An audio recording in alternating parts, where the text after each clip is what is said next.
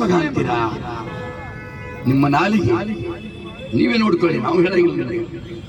ಈ ದೇಶದ ಮುಸ್ಲಿಮರು ಮನೆ ಮುಂದೆ ಬೇಯುತ್ತಿರುವ ತೂಗಾಡಿಯ ಎಲ್ಲಿದ್ದಾರೆ ಸ್ವಾಮಿ? ಈ ಜಗತ್ತಿನಲ್ಲಿ ಮುಸ್ಲಿಮರನ್ನು ವಿರೋಧಿಸುವಂತ ಈಗ ಲೋಕದಲ್ಲಿ ಸ್ಥಾನವನ್ನು ಮಾಡಿದಂತ ಫಿರೋನ್ ಎಲ್ಲಿದ್ದೇನೆ ಸ್ವಾಮಿ? ನೀವು ಯಾವ ಲೆಕ್ಕರಿ? ನೀವೊಬ್ಬ ಶಾಸಕರು ಯಾವ ಲೆಕ್ಕರಿ? ನೀವು ತಿಳ್ಕೊಳ್ಳಿ. ಅನವಶ್ಯಕವಾಗಿ ಮುಸ್ಲಿಂ ಸಮಾಜದಲ್ಲಿ ಇರುವಂತಹ ಯುವಕರಿಗೆ ಅವರ ಧೈರ್ಯವನ್ನ ಕೆಣಕಬೇಡಿ, ಅವರ ಹುಮ್ಮಸ್ಸನ್ನು ಕೆಣಕಬೇಡಿ. ಇದರಿಂದ ನೀವು ಏನು ಮಾಡಲಿಕ್ಕೆ ಸಾಧ್ಯವಿಲ್ಲ. ನಾವು ಜಾತಿಯಿಂದ ಮುಸ್ಲಿಮರು, ನಮಗೆ ನಮ್ಮ ಜಗತ್ತನ್ನು ಮೊಹಮ್ಮದ್ ಪೈಗಂಬರ್ ಹೇಳುತ್ತಾರೆ, ನಮ್ಮ ದಿವ್ಯ ಕುರಾನ್ ಹೇಳುತ್ತಾರೆ, ನೀನೊಬ್ಬ ಮನುಷ್ಯನನ್ನು ಕೊಂದರೆ ಇಡೀ ಮನುಕುಲವನ್ನೇ ಕೊಂದಂತೆ. ನಮಗೆ ಯಾರ ಪಾಠ ಬೇಕಾಗಿ? ದಿವ್ಯ ಕುರಾನ್ ಹೇಳುತ್ತದೆ, ನೀವೊಬ್ಬ ಮನುಷ್ಯನನ್ನು ಕೊಂದರೆ ಇಡೀ ಮನುಕುಲವನ್ನೇ ಕೊಂದಂತೆ. ಒಬ್ಬ ಮನುಷ್ಯನಿಗೆ ಜೀವ ಕೊಟ್ಟರೆ ಇಡೀ ಮನುಕುಲಕ್ಕೆ ಜೀವನವನ್ನು ಕೊಟ್ಟಂತೆ. ಅಂತಹ ವಿಧಾನವಾದಂತಹ ವಿಚಾರಗಳು ಓದಿದಂತಹ ಮುಸ್ಲಿಮರಾದ ನಾವು ಸುಮ್ಮನೆ ಕೆಣಕಬೇಡಿ. ನಿಮಗೆ ವೋಟ್ ಬೇಕಾ? ನಿಮಗೆ ಅಧಿಕಾರ ಬೇಕಾ? ನೀವು ಪಡೆದುಕೊಳ್ಳಿ. ಸುಮ್ಮನೆ ಸಮಾಜದಲ್ಲಿ ಗೊಂದಲ ಸೃಷ್ಟಿಸಬೇಡಿ. ಇದು ನಿಮ್ಗೊಂದು ಎಚ್ಚರಿಕೆ. ಇದು ನಿಮ್ಗೆ ಎಂಎಂ ಪಕ್ಷ ರಾಜ್ಯಾಧ್ಯಕ್ಷರಾಗಿ ಎತ್ತವರಿಗೆ ಹೇಳ್ತಾರೆ, ಇದು ನಿಮ್ಗೊಂದು ಎಚ್ಚರಿಕೆ. ನೀವು ತಿಳಿದುಕೊಳ್ಳಬೇಕು. ನಿಮಗೆ ಬುದ್ಧಿ ಹೇಳೋರು ನಾವ್ಯಾರು? ಏನ್ ನೀವು ಹೆಸರು ಇಟ್ಕೊಂಡಿರಲ್ಲ, ಅವರ ಹೆಸರು ಲೋಕವನ್ನು ನೀವೇ ಅನಿಸಿದ್ದೀರಿ. ಯಾರ ಹೆಸರು ಇಟ್ಕೊಂಡಿರಲ್ಲ, ಅವರ ಹೆಸರು ನಮ್ಮ ವಚನದಲ್ಲಿ ಲೋಕದ ಡೊಂಕವನ್ನು ನೀವೇ ಅನಿಸುತ್ತೀರಿ.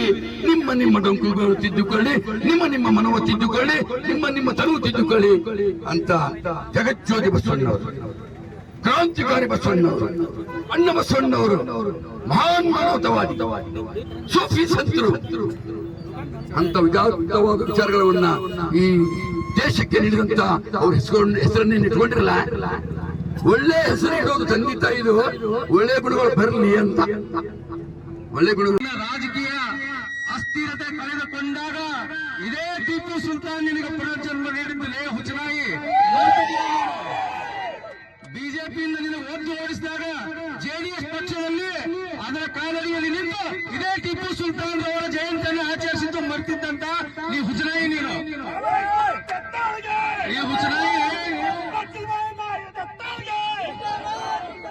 ಈ ಹುಚ್ಚನಾಯಿ ಒಂದ್ ಸಭೆ ಒಳಗೆ ಹೇಳ್ತಾನ, सबका साथ सबका विकास नहीं है, जो हमारा साथ देगा हम उसका विकास करते हैं.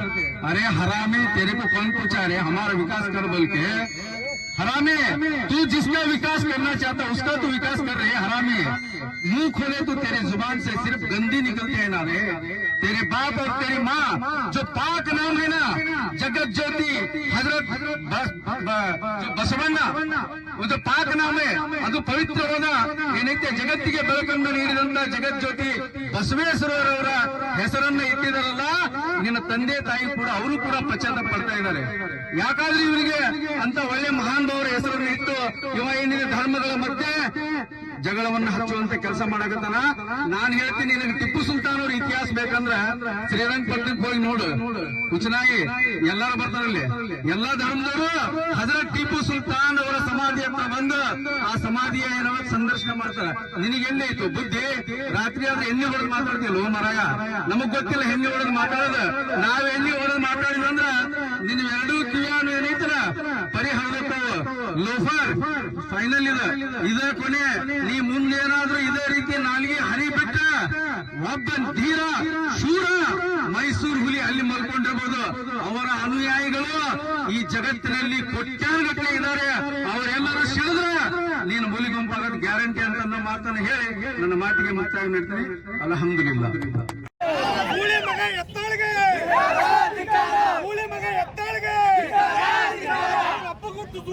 ಅವ್ರ ಅಪ್ಪಗಂಕರ ಹುಟ್ಟಿ ಸ್ವಯಂಗೆ ಎತ್ತಾಳಿಗೆ ತುಣಿ ಹುಟ್ಟಿದ ಎತ್ತಾಳಿಗೆ ತುಣಿ ಹುಟ್ಟಿದ ಎತ್ತಾಳಿಗೆ ಕಲ್ಗಾಲಂತ ತುಣಿ ಹುಟ್ಟಿದ ಮಕ್ಕಳಿಗೆ ಕೂಲಿ ಮಗ ಎತ್ತಾಳಿಗೆ.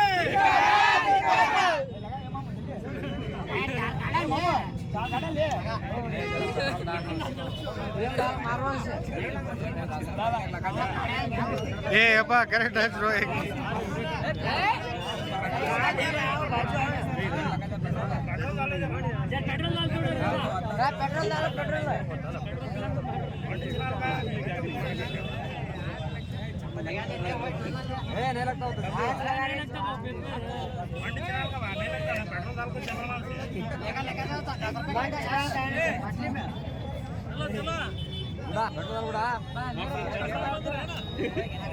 नीचे पूरा कर रहे तेरा का बक्कन में का ए नहीं का देखो चप्पल मारे को ये जरा